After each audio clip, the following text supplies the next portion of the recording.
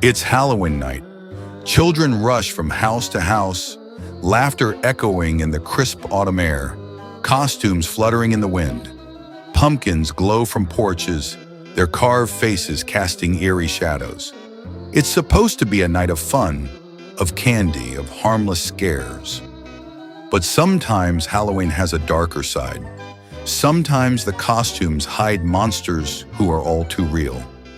Tonight we explore 3 chilling true crimes that occurred on Halloween. Crimes that remind us that terror doesn't wear a mask. It walks among us. Case 1. The Candyman. 8-year-old Timothy O'Brien was excited to go trick-or-treating with his father, Ronald. The small town of Pasadena was alive with children, all clutching candy bags, parents close behind. Ronald and Timothy went door to door, as families always did. The autumn air smelled of leaves and pumpkin spice. When they returned home, Ronald told his children they could each pick one treat to enjoy immediately. Timothy chose a long, colorful pixie sticks. Within moments, he began vomiting violently, clutching his chest and gasping for air. His parents rushed him to the hospital, but the doctors could not save him. The candy had been laced with potassium cyanide. At first, police feared a stranger had poisoned neighborhood candy, but evidence quickly pointed closer to home. Investigators discovered that Ronald Clark O'Brien had recently taken out large life insurance policies on both of his children. Burdened by debt and desperate for money, he devised a horrifying plan. He intended to collect the insurance payout after killing his own son. To cover his tracks, he distributed several poisoned candies to other children in the neighborhood. Fortunately, none of the other children ate them. Ronald was arrested, tried, and ultimately convicted of murder.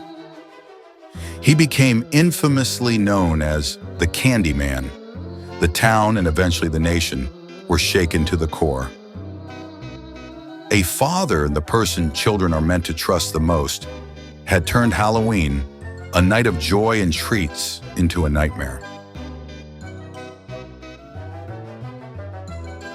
Case 2. The trick-or-treat murder. In a quiet Los Angeles suburb, Peter and Betty Fabiano lived their seemingly ordinary life. The house glowed softly with pumpkin lights on Halloween night. The air crisp, the sound of children laughing and ringing the doorbell all around. Late in the evening, Peter opened the door one final time. Standing on the porch, a tall figure wearing a mask, holding a paper bag. Peter's voice broke the moment. "It's a little late for this, isn't it?" And before he could register the truth, there was a gunshot. He collapsed to the floor, bleeding from a wound just below his heart, dead within minutes. The figure fled into the night, leaving chaos in its wake. At first, the police treated it as a bizarre burglary or mob-style hit, but their investigation peeled back a far darker plot. Behind the mask were 2 women from Peter's social circle, Joan Rabel, a photographer and former roommate of Betty, and Goldine Picer, a widow and friend to Joan. Joan nurtured a deep-seated obsession.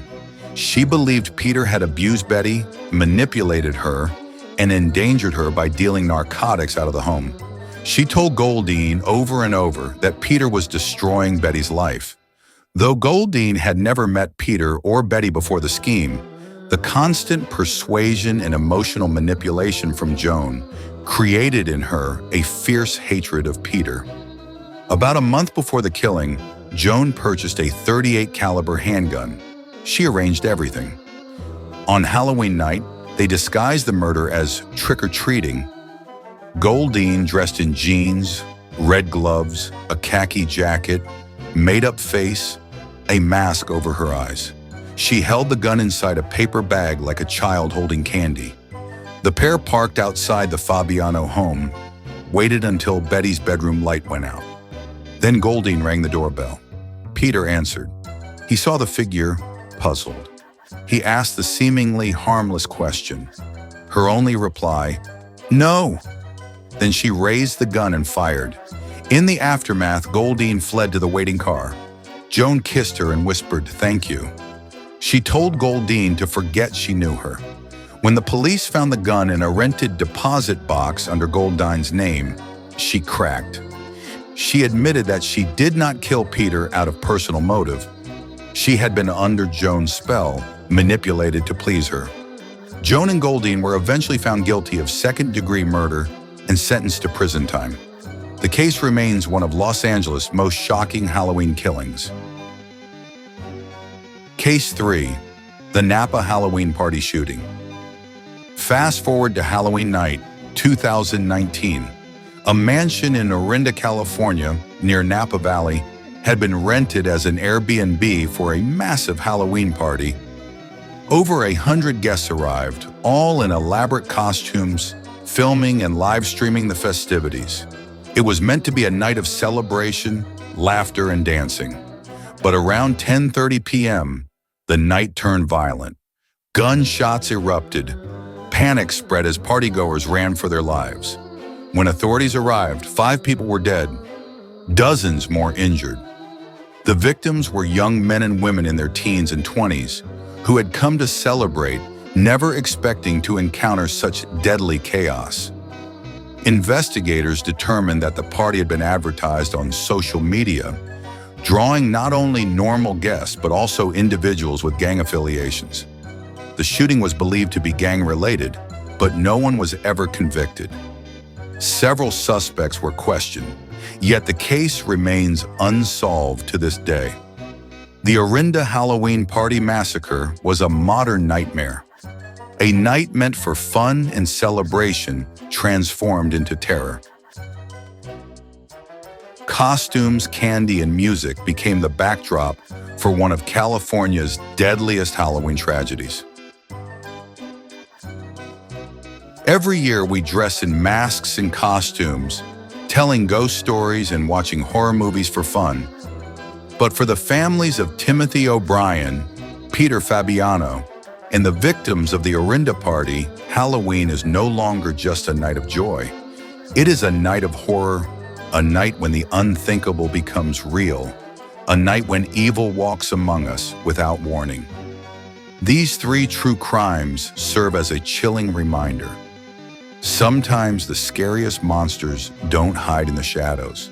They live next door, they invite you in, and they strike when you least expect it. On Halloween, the line between frightening fiction and reality can disappear entirely.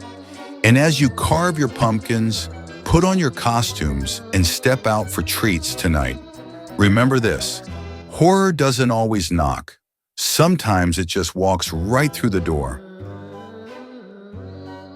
If you enjoyed this video, please like this video and subscribe to the channel, because only then can we keep bringing you more true crime stories in the future. Thank you for watching.